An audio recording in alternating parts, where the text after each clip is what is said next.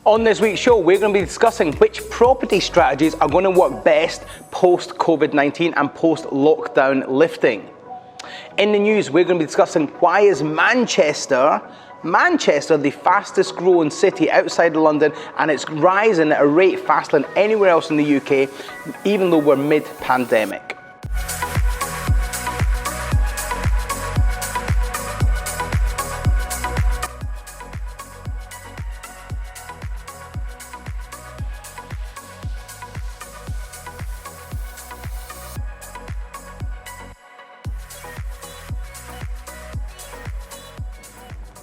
Hey, my name is Alistair Cunningham. Welcome to this week's Property Investors Podcast. Now, as you can see, I am on my lonesome again. 2 weeks running now, Russell has bailed on me. Now, it's not his fault, he's on holiday, but either way, I'm still going to play the victim here. 2 weeks. Now, he's not been here. Like, come on, what's going on, man? Like, come on, just get here, show up. Jeez, man. Oh well, just kidding. Anyway, Russell's on holiday. In fairness, I knew this. He did tell me, and it was my fault, because what Russell actually said was, about 2 months ago, he said, Alistair, July, there's 2 weeks where I'm not going to be around, so we need to film loads of episodes so that when I'm away, we've got episodes filmed. And I'm like, yeah, don't worry, we'll do that next week.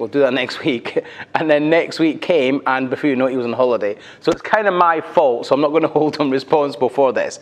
But I hope you're finding it useful with just myself, and hopefully Russell will be back next week. But listen, on this week's show, what I want to talk to you about is what strategies are going to work really well as we come out of lockdown and all the restrictions start to sort of free up.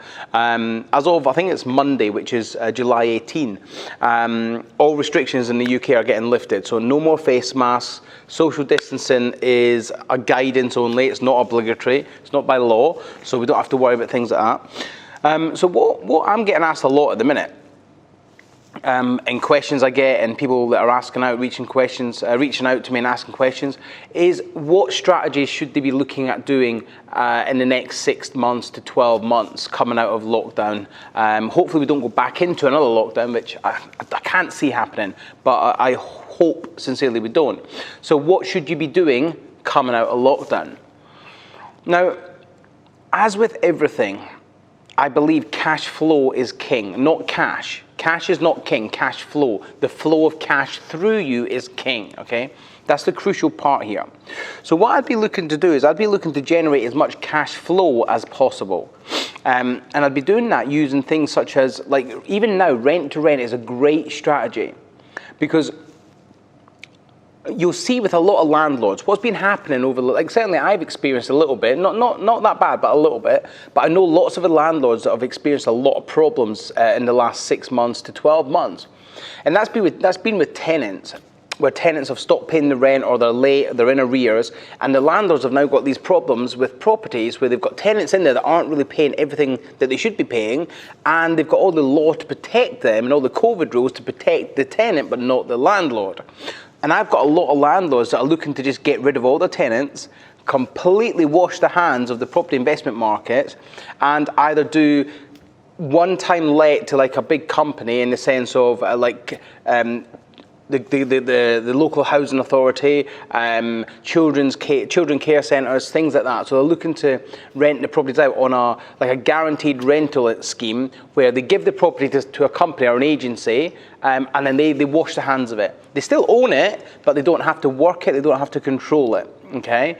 Now, I've got a guy called Andy, and he does this with learning disabled people all around Birmingham, and people that have got learning difficulties and can't be in conventional they need that assistance and that care from the local authority. So he rents the houses to the local authority. They put people that have got learning disabilities that need that full-time care in there. They live there, and then he gets a guaranteed rent every month from the local authority. Great, he's got a guaranteed rent, but he doesn't have to deal with the tenants. Okay, that sounds like a bit of a sort of a dream come true for a landlord.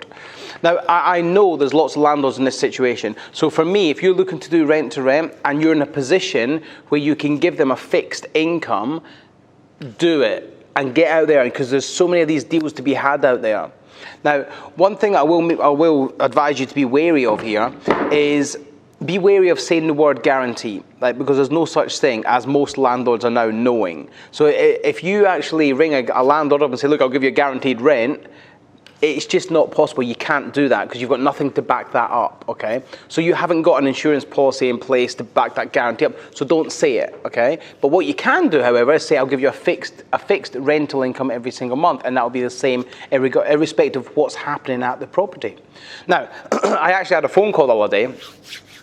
I wish I'd recorded it, I really do. I got a phone call from somebody who's obviously trying to do rent to rent. I don't know where he got my number, but he got my number, he rung me up, and he didn't know who I was, or he didn't know my name really, didn't know I was a landlord, but it was a very generic script what he was saying. And basically, I think he's just come off the back of like a rent-to-rent video or tutorial or something, which is fine, absolutely fine.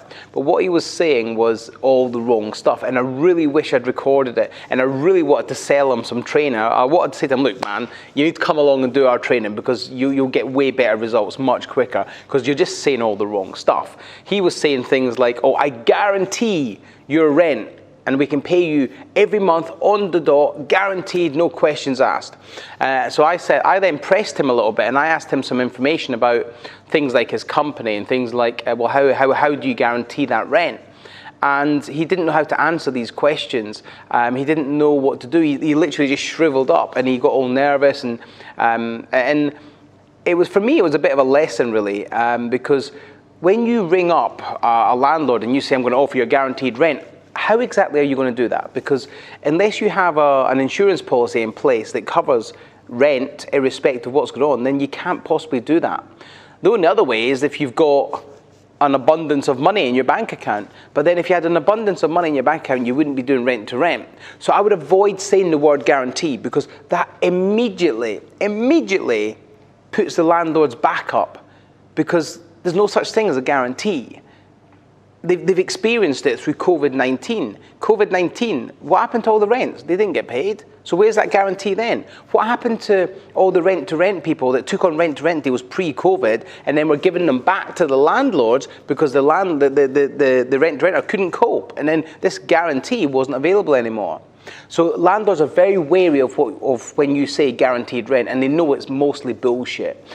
So avoid saying that, but say things like fixed rent income or fixed rental income every single month. You'll get way further. Remember, property is it's a people's business. It's about building rapport with people and understanding what they need and how can you help them get there with an open and honest conversation. That's all it's about. And if you can win, and they can win, happy days. What's going to happen is, coming out of COVID-19, you're going to have all these pissed off landlords, okay? Pissed off landlords who are looking for somebody to say, do you know what, we'll take care of that property for you, we'll give you a fixed rental income every month, and we're going to have an open, honest dialogue to make sure you're constantly aware of what's going on, what's happening, we're looking after your property. Let's do business together. Right? Rent to rent is about building relationships with landlords and building relationships with people. That's what it's about, and it's going to be massive coming out of COVID-19. Now, if you can get rent to rent holiday lets on a service accommodation basis, that is the cream. That's the creme de la creme. That's the cream. That's where the money's going to be made. So much money getting made in rent-to-rent essays at the minute. I was just speaking to Amelia, who owns a company called Bevolve, one of our academy members, and she's been doing really good things in service accommodation. And just last month, she launched 3 apartments in Manchester city centre, which actually, funny, it leads us on to the news article, which is about Manchester. Anyway, the service accommodations that she just launched in Manchester last month, in their first month, get this, in their first month, 3 properties, all of them made profit, and the lowest profit was the smallest one, made £900. So £900 profits in one, I think 1,300 in another, and 1,500 in the other. 3 properties, combined profit over the month of 3 properties, about £4,500 a month. It is mind-boggling. I don't understand why people aren't all jumping on this. You need to. So I think rent-to-rent, service accommodation is where it's at coming out of COVID-19. Now, Let's not forget people that want to buy, because I don't particularly like doing rent to rent because I don't need to do rent to rent. Okay, I would prefer to do buy, refurbish, refinance. That's what I prefer to do because it's my favorite strategy because I like the assets. And those of you that have been following the show recently, you'll notice that, I don't know if you know, but I do have a house in Bedford, and we've been talking about it for a couple of months now, but I've got a house in Bedford. I bought the house for 210,000. The refurb coming in at 60. I thought it was going to be 50, but it coming in at 60, so a little bit over, which is fine. And the end value was 400,000. Again, I thought that was going to be 350, a little bit over, but it's fine. I'm happy with that, all right? So I've actually had it valued officially now, and the value's come back at £400,000, and we're actually got a refinance in place, in progress at the minute. And it's all been valued, £400,000 valuation. Happy days. I'm going to get a mortgage of £300,000 on that property, which means I'm going to get back, get this, I'm going to get back all of my money plus about £27,000. So for me, that is a cash machine. That is wow, that is an amazing deal. And guess what? I bought that deal mid-COVID-19. It took longer to complete because of COVID-19. It took longer for the refurb because of COVID-19, but who cares? Because I bought it for 210, 60k refurb, 270 all in, okay? All in, 270, plus £2,500 legal fees, 272,500. Refinancing, £400,000 value, getting £300,000 back. I pay all my money back. All of the money back, including money to myself, and I still get £27,500 profit on top of everything. Plus I own the asset, plus I've got two tenants that are paying £1,700, £1,775.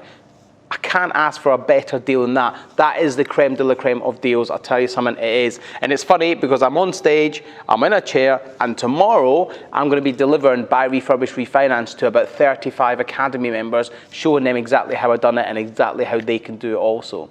So for me, coming out of COVID-19, the strategies to go for: always rent to rent, service accommodation, and buy, refurbish, refinance. That's what I would be doing. That's what you should be doing too. If you need to get help with training, you need to get in touch. Make sure you get booked onto the Property Millionaire Intensive, and also make sure you get booked onto any crash courses we've got coming up, because you'll love it and we'll teach you all the basic strategies.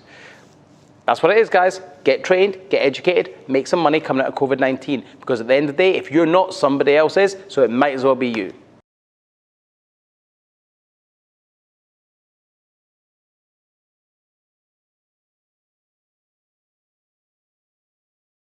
Okay, in the news article this week, this is the news, okay? House prices are continuing to rise at the fastest rate in the UK in Manchester, whilst the rest of the country is in a middle or the midst of the end of a global pandemic. Why is that? Why has Manchester been booming and booming and booming faster than anywhere else in the UK?